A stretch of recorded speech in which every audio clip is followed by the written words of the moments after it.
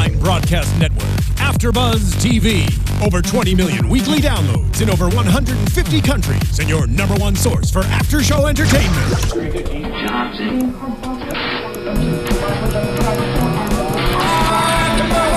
AFTERBUZZ TV, the destination for TV superfans, producing aftershows for over 300 of your favorite TV shows, interviewing celebrities and showrunners, and bringing you behind-the-scenes exclusives. All thanks to E! Entertainment's Maria Menounos, producer Kevin Undergaro, and internet leader Akamai. Now, let the buzz begin! Gotta wait for the... Hey y'all! Let the beat build. There we go. Now we can go. Welcome, AfterBuzzers, to another Reign After Show. This is Season 2, Episode 15, called Forbidden.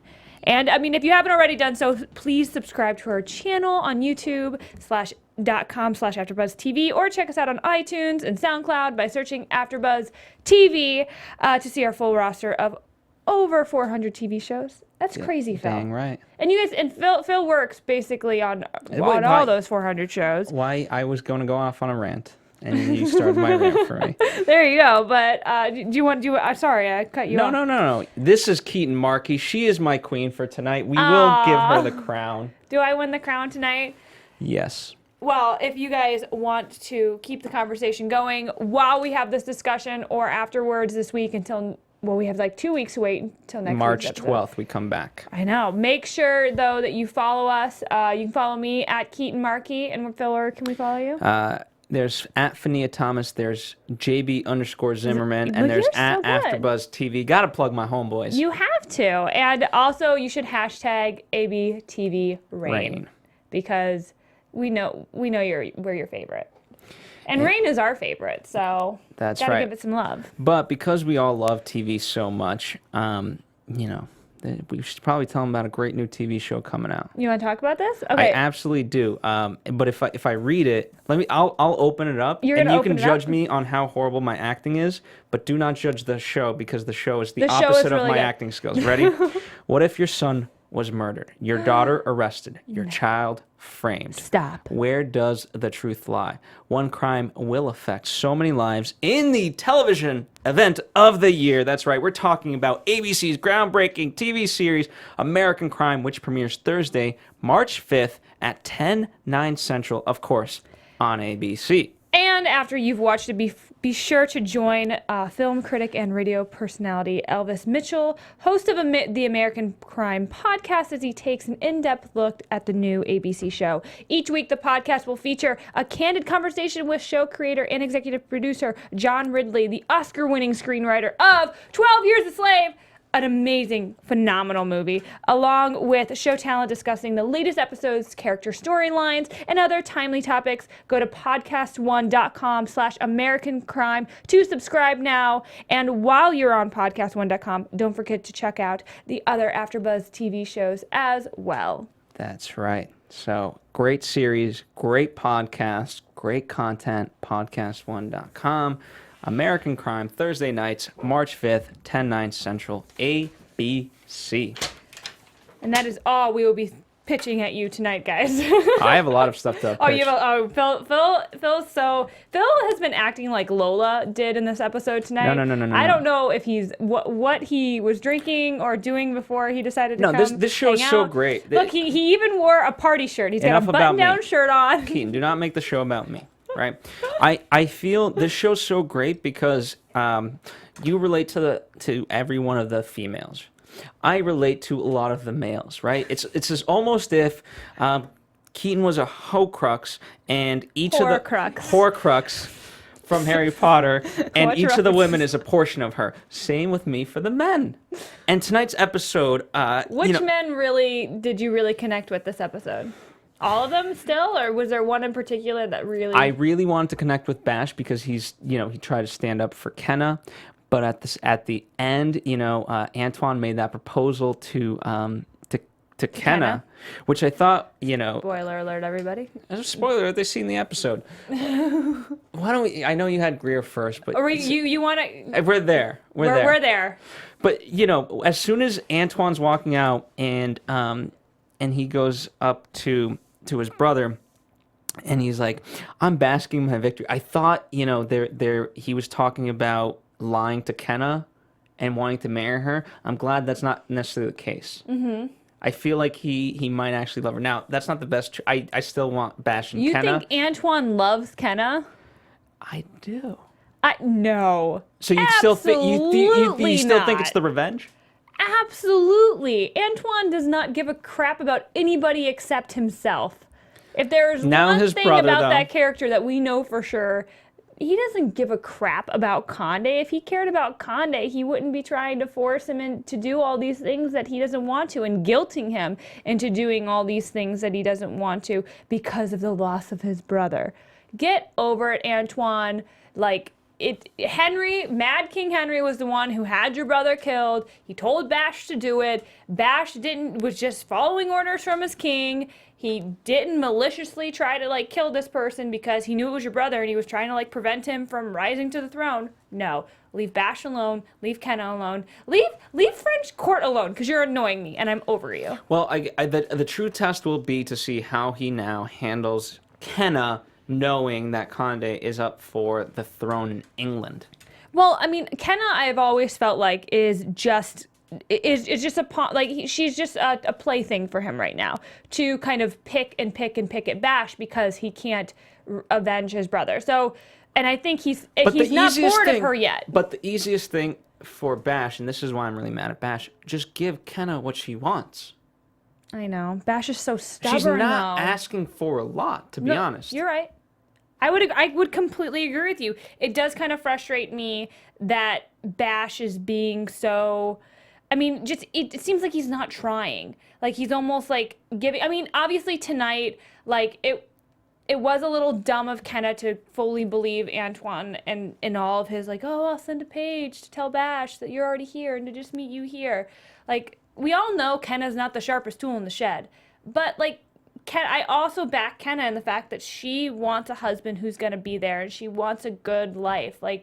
That's what she wants. And if Bash is not willing to give her that and not even try, then maybe they need to kind of figure out a different situation for their relationship.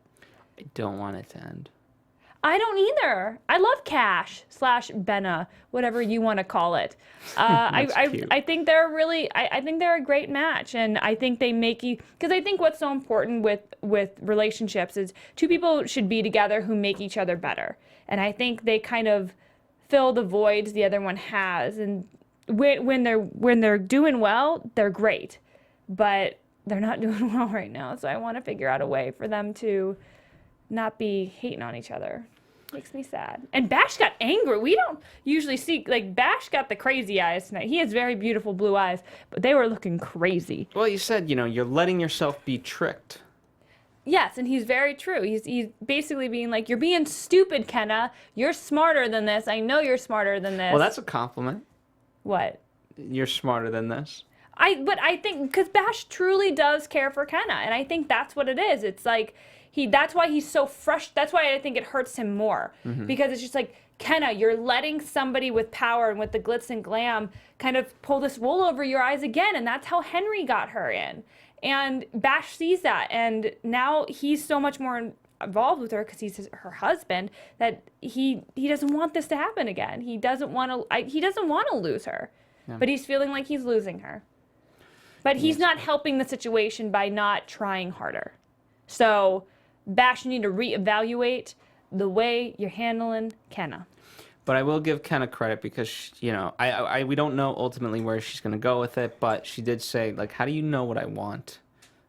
When he's saying all these things about, to Kenna, Antoine. Trying to bribe her to be queen. And he says, just because I was a king's mistress doesn't make me easy prey. So she's putting up a fight. And I would agree with you. I mean, I don't know if she's putting up a fight really, but she's saying no. She has repeatedly said no. But Antoine is just a little fox. He's so sneaky, and he's like, you know, he knows what bait to catch Kenna with. And the idea of Queen, I mean, we didn't hear Kenna's answer. They cut it out. They cut out kind of the end of that scene, but man, that is gonna linger in Kenna's head. Here's the thing, women, please stop being stupid in that regard. Don't take the bait. No, because here's the thing. It's very easy, and that's it's very easy for a woman to, you know, be kind of dissatisfied at times, you know, or be upset. But you know what? You got a good thing going. And here's a guy who just swooshes in, says all the right stuff, you know, picks at the Achilles heel. But guess what? There's nothing more to it. So I was praising Antoine initially, but at this, you know, ultimately, that's an easy play. I mean, I would completely agree with you. I think Kenna needs to steer clear. Yes, she does. But at the same time, I understand the appeal of Antoine, and the reason why I can side with Antoine is only for the reason that, you know what, I can honestly say I'm a better option than 90% of men. I honestly, this is the thing about Antoine. I don't believe his wife is sick. I don't believe all that crap about, you know, them not being close. I just think he's a player, and Player's gonna play, and he doesn't want to deal with he doesn't want to deal with his wife at home because she's not as much fun, or he was probably forced to marry her, and he just wants to sleep around and get whoever he wants, and she's just tired of it. She's probably just like, I know, even if I come with you, you're still gonna sleep with whoever you set your eyes on that you think's the pretty little hot young thing of the hour. So no, I'm not gonna come hang out with you. Like, screw you. Yeah, I don't think she's really sick. Okay. I think this is all part of the bait, kind of. If she's not, he's certainly going to want to poison her. Oh, God. Anyway, that's what they do. I know. Everyone's poisoning everybody in the past couple episodes. Can we talk about Greer? Because Greer... Pimp Daddy Greer. Pimp. Greer's a pimp now. Officially a PIMP. She's buying wigs for her whores, dressing them up, telling them to look fancy, telling them which people to prey on, you know, which corner's the best corner to get Castle the richest... Corner. Well, we'll get there. So, yeah, I mean, I know I was reading some of you guys' comments, and I know a lot of people are really kind of tired of Greer and don't really like this storyline. And I would agree. I would honestly, like, I'm not too interested. It's cool to kind of see another world outside of the castle, but this isn't the Greer that I love, and so I'm kind of, I don't really care about... But here's the thing, it's Survivor Greer, right? We've seen Lola in this specific, right? When we speak of Francis and Lola, that's how they met, was in the lowest of the lowest, you know, kind of both of them in some sense. And so when you talk about Greer, this is not going to be we're not going to stay here forever. But like Mary, she has to survive. She has to have this survival instinct. And we just got to get through. But she doesn't have the instinct. These women are telling her like what to do. This is the thing. But give her time to adjust, give her time to grow, and give her time to say no. Right now, she is a woman who feels like she has no options. She tried to do the right thing by everybody, Mary and her husband, and it shot her in the foot. I just don't believe this storyline. It's just very hard for me to believe Greer. Just for the way the situation kind of has happened. And that's, I think, why I can't connect to it, because I don't believe it. It just doesn't seem, it seems so far removed from everything that's going on in the castle and all those storylines, which I can see how they flow and stuff. But this one is just, I just don't care. And I want to care because Greer at one point was one of my faves. Give it time. I'm going to give it time, but you know, it's just, I want Laith back. I need Jonathan Keltz back in my life every day. And maybe he will swoop in and save her. Johnny, if you're not in Canada right now shooting, can you come hang out with us again and have a beer with me in studio? Because that was really fun. or hashtag get Keetin on Reign and send me to Canada. Let the good times Maybe roll. It will happen this year. Who knows? It won't, because you're not wearing your crown. Well, if I went for on audio Reign, listeners, Keetin has an amazing crown. It's 24 karat gold. I bought it for her at a. You didn't. First of all, Fania bought this crown at the dollar store. There you go. It doesn't fit over the thing. Anyway, Drunk Lola. Hi Lola, we should say. She was tripping on some kind of. I feel like it was weed. That's what I think the drug was. At first, I thought it was mushrooms, and then I was like, no. This is some strange kind of weed, I feel like. Here's She had like truth serum. That's what it was, to bring in another. But here's what I don't like, right? You want to start on Narcisse or you want to start on Francis?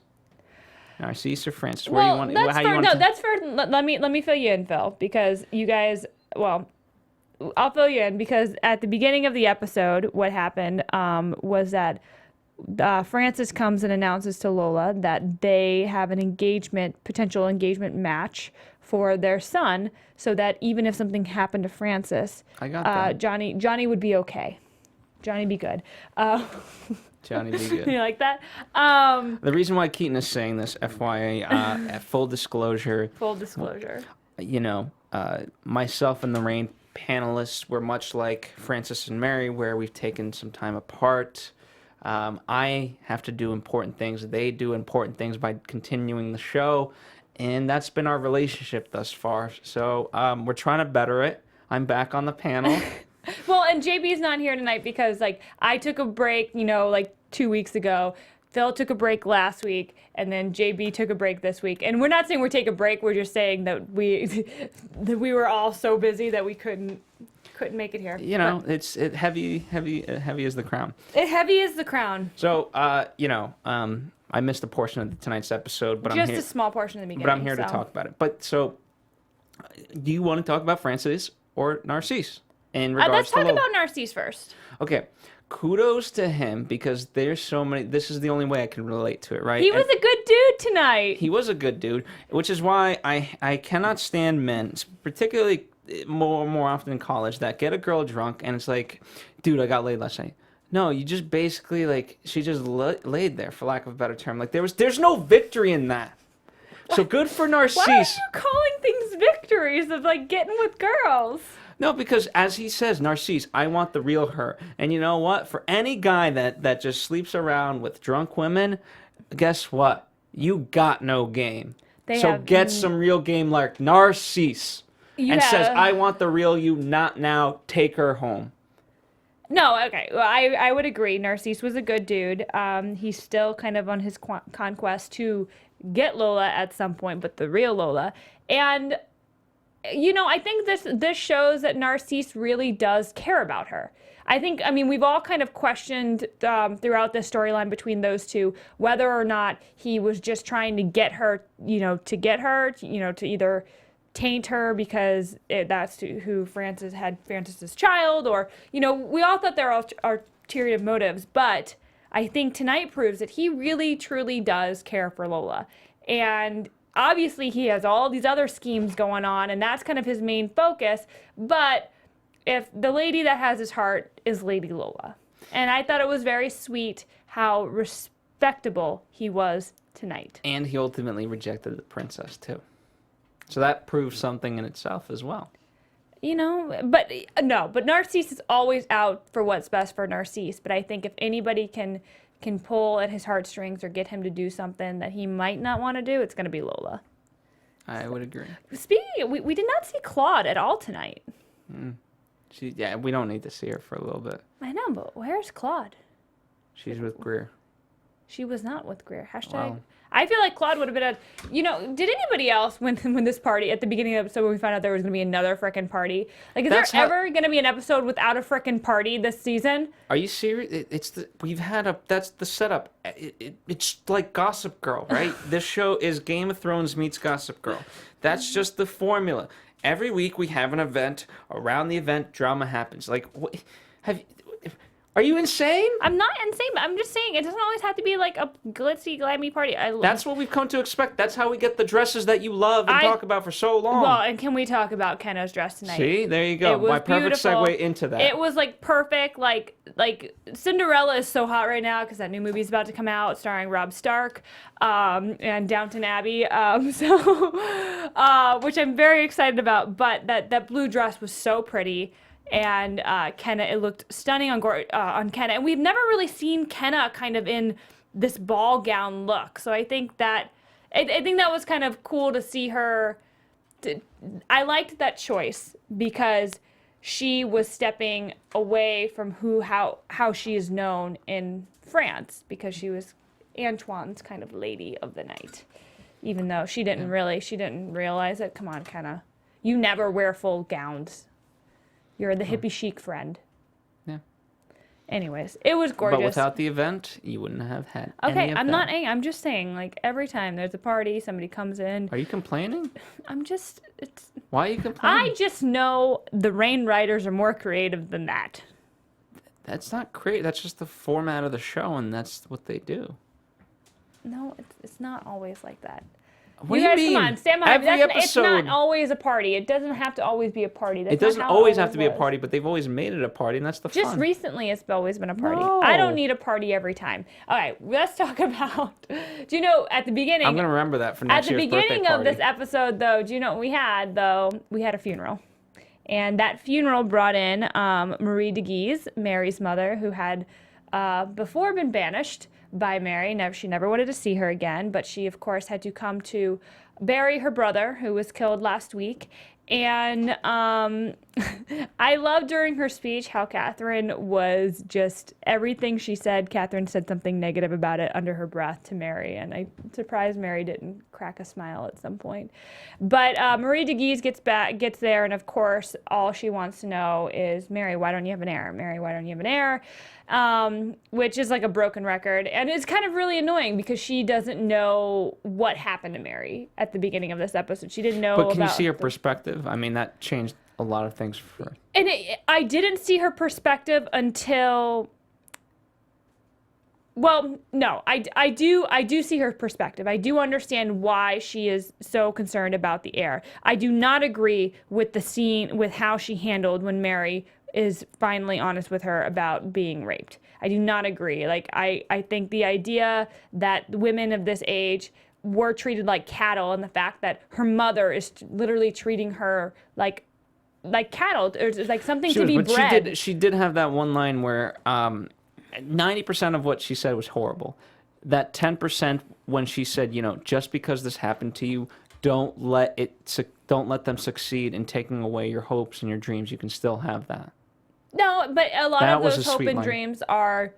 That was a sweet line, and I completely agree with her in that fact that Mary needs to not let this one event in her life, which it was absolutely terrible and would never want that to happen to anybody, but she can't let that event define her, because if she lets that event define her, then he wins.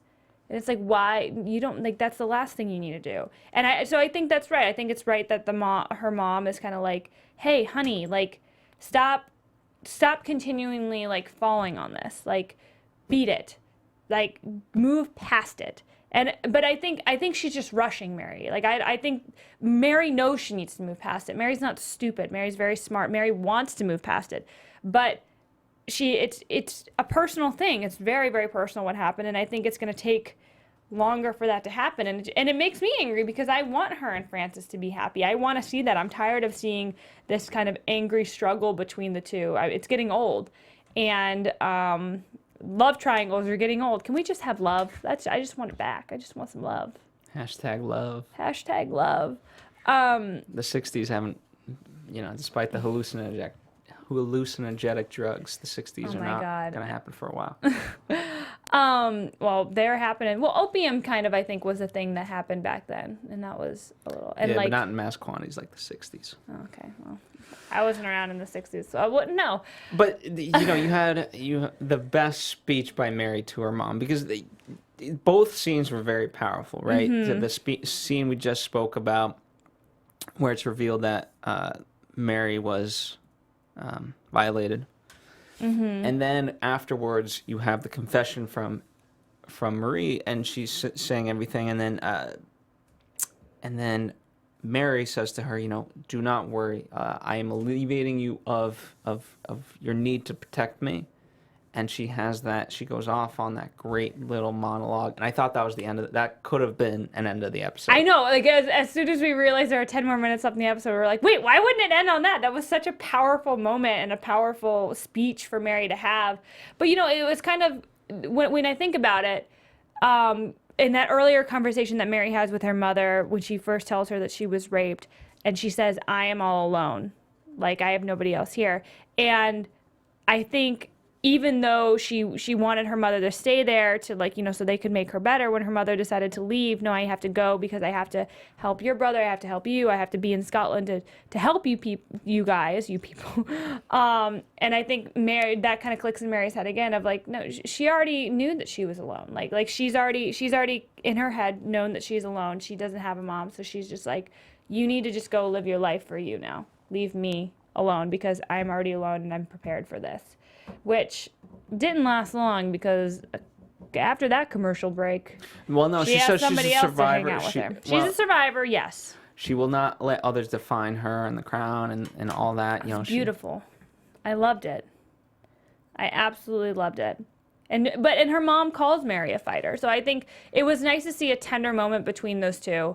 Kind of probably in the last scene we're going to see of them together, because I doubt if Marie de Guise is going home to Scotland to die, I don't think we'll see her again. But who knows? Because you never know with Reign. You don't know if they're going to follow history or make a bunch of stuff up. We'll see a ghost of her. Maybe we will. Maybe we will. So I think the main kind of crazy storyline that we kind of got some, not closure to, but we're moving on with this love triangle that we have. So when Marie de Guise did get there, she's like, Mary, I want you to get pregnant. Why aren't you and Francis sleeping together? Like, all this stuff puts a lot of pressure on Mary. So Mary puts pressure on herself and it's like, Francis, we need to do this. I need to get an heir. I can't. There was a great thing. Wait 1 second. I really, really liked this one thing that she said. Oh, so Mary's mother says, she's like, where's your heir? And Mary's she needs to get pregnant before Elizabeth, who's not married, gets married, and there's a potential for an heir from them because England's freaking out at this point. And her mother says that Mary is on the cusp of losing her country. Either she or Elizabeth will rule England and Scotland. So if she makes the heir, it will be Mary. Which that was like a really, really cool thing to kind of think about. This is how important this child is. And Mary realizes this. Mary is understanding the politics of it. So she tries to, have a night with Francis and it goes terribly wrong. It does not work out. She freaks out. Well, I don't even think she freaked out. I think Francis freaked out. Francis was weird about it. And then Francis is like, you're not ready. I don't want to rush this. And they get in a fight and he calls her out about Conde, and it's like, Francis knows about Conde, Mary can't hide it anymore. It's just, and they have no chemistry anymore. Even when they were kissing, I was just like, I don't believe that you guys love each other anymore. I mean, they used to have such chemistry. So what did you think about Catherine and what she said as she's speaking with Francis of, hey, I obviously you guys can work this out, but I want, ultimately, you are the one that wears the crown, so you need to be happy. And that's what I want. I really loved both the scenes where Catherine was giving Francis advice. She's very, going from crazy Catherine to completely straight mind Catherine. I really, really like straight mind Catherine because she's so, so smart. And, and she's so adamant about having empathy for Mary and caring about Mary. But first and foremost, Francis is her son. So that is her number one concern. And, she at one point says, you should, give Mary time, take Mary's lead on this, like don't force her to do anything she wants, but you also have to be concerned about yourself and think about yourself. And then when Francis is honest with her about, hey, Mary's letting me kind of take other ladies, I think that was very sweet of Catherine of just like, you know what, I just want you to be happy because the crown you carry is very heavy. And if you have nobody to make you happy, that's going to be a terrible life for you. And she doesn't want that for her child. So that was great. So at the end, we do see, Mary and Francis aren't really working out. Mary, throughout the episode, we see her in Conde. Well, you want to talk about, because we didn't really talk about Lola and Francis. Yeah, no, that's what I was going to get into next. But before we jump into that, do you know who we'll go, no, let's talk about Mary Frances, Lola, Conde. So Francis and Lola, please continue. Well, I wanted to talk about them first because the Mary and Conde, that's the big, that's the cliffhanger that leaves us. So in terms of Francis and Lola, we spoke about Narcisse a little bit earlier. And now it's weird because Francis is hitting on Lola, and as you know, he's flirting with her, even though they keep referring to each other as quote unquote friends. Well, that's because Lola drunkenly was like, "You're a good kisser," and da da da da da, and like being very forward with him. Because but now she needs to be honest with him and say, "Hey, you know what? Because Narcisse obviously likes her, and if Francis is now going to be, you know, we don't need that love triangle now."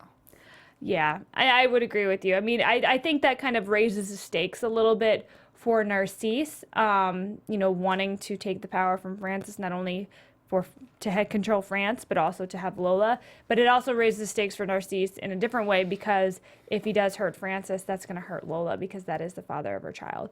So, you know, I think that's a more interesting triangle than the Mary Condé Francis triangle, personally.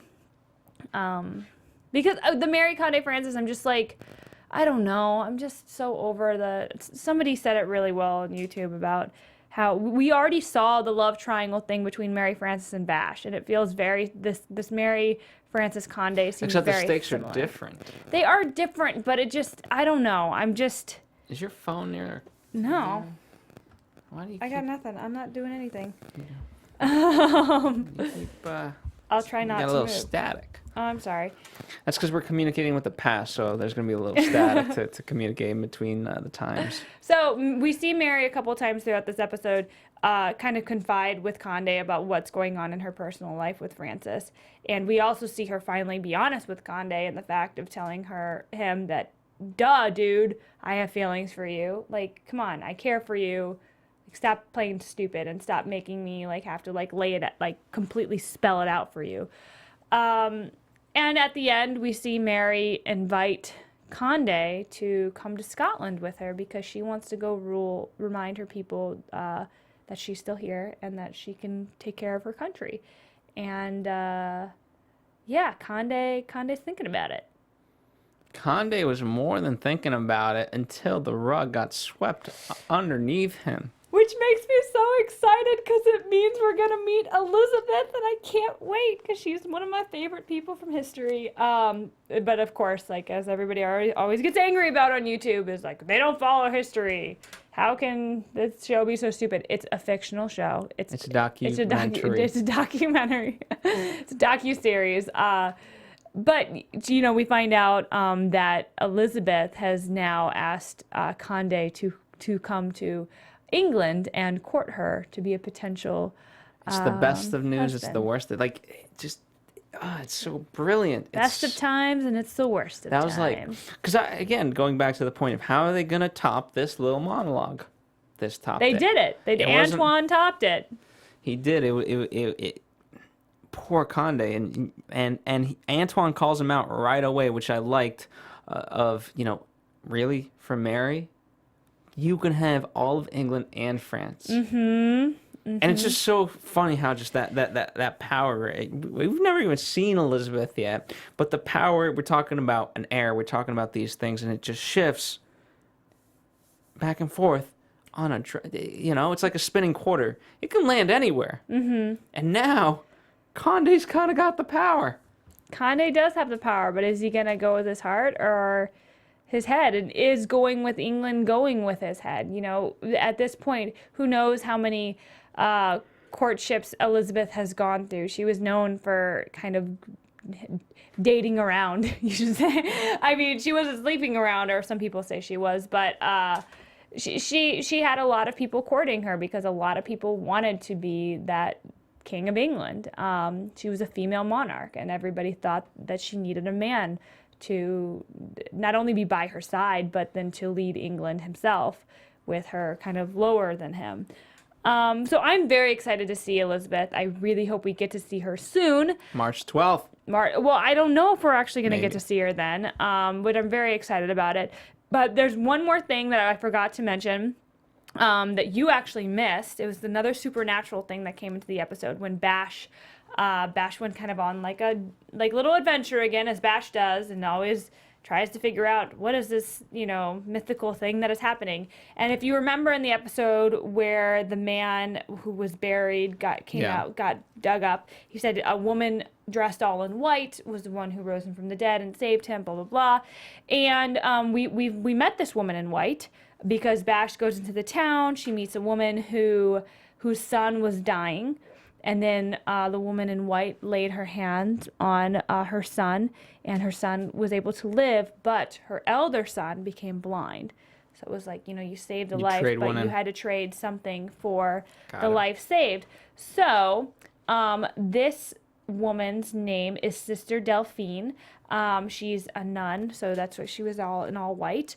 And Bash actually does find her at the church, or at the monastery, I should say. And she when she says that when she touches someone, she knows their pain.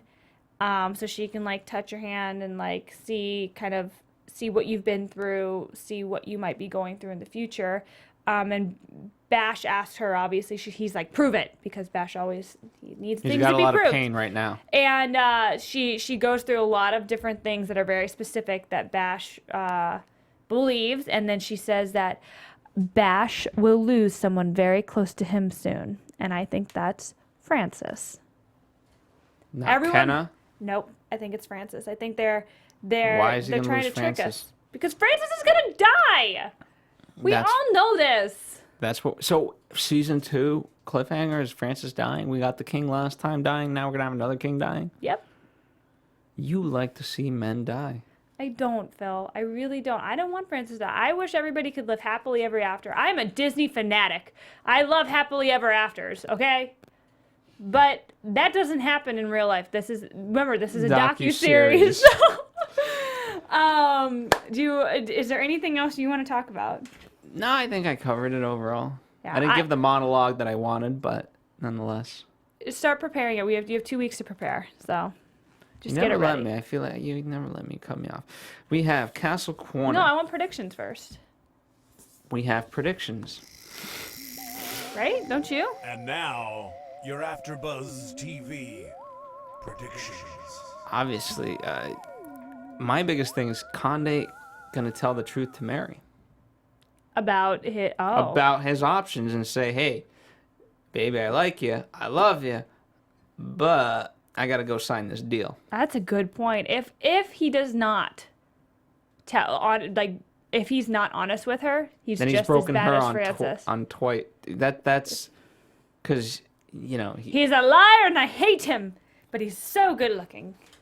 Well, but he's gonna break her heart, and he's gonna ruin her country's future. He's gonna mess some stuff up. Maybe Conde's just gonna flip on us one of these days and just be like, Mary, I was playing you the whole time. I actually don't love you, and I've been just trying to ruin your queenship or your queendom and like get into your pants. No. I don't know why that's what Conde sounds like if he turns evil. But yeah, I think. Well, he does have an affinity towards married women, remember? So do you think? So here's my other question for prediction stuff for you. Do you think Kenna and Bash are going to work it out and stay together, or do you think they're doomed? I prefer. See, now I have to choose between Francis or Kenna.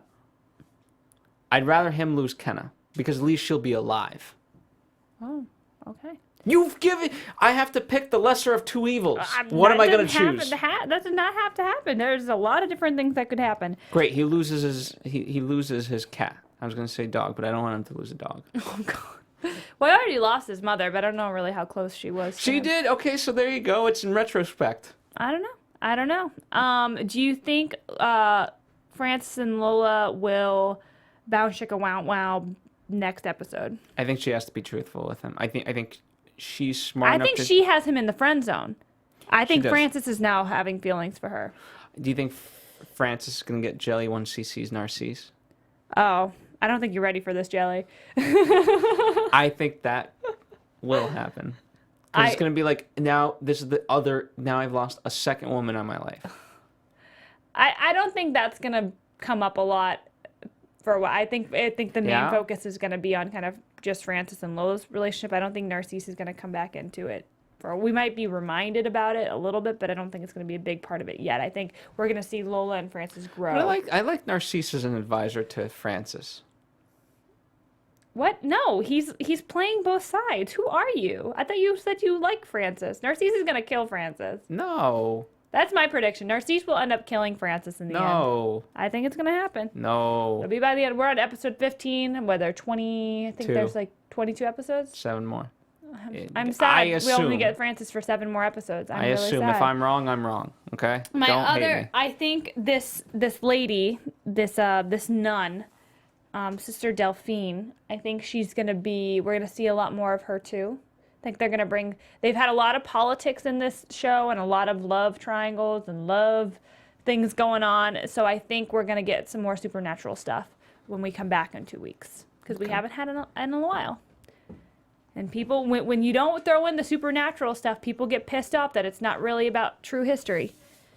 And we don't have much time, but should we just try to do a castle corner? Let's we're gonna pick a castle at random this time from our Castles of Britain and Ireland book gifted to us. Gifted to us. I love this book. It sits on my coffee table. People are like, She's look at this stolen book. it. Thank you, Bree. Bree. Oh. We get some nice little music there.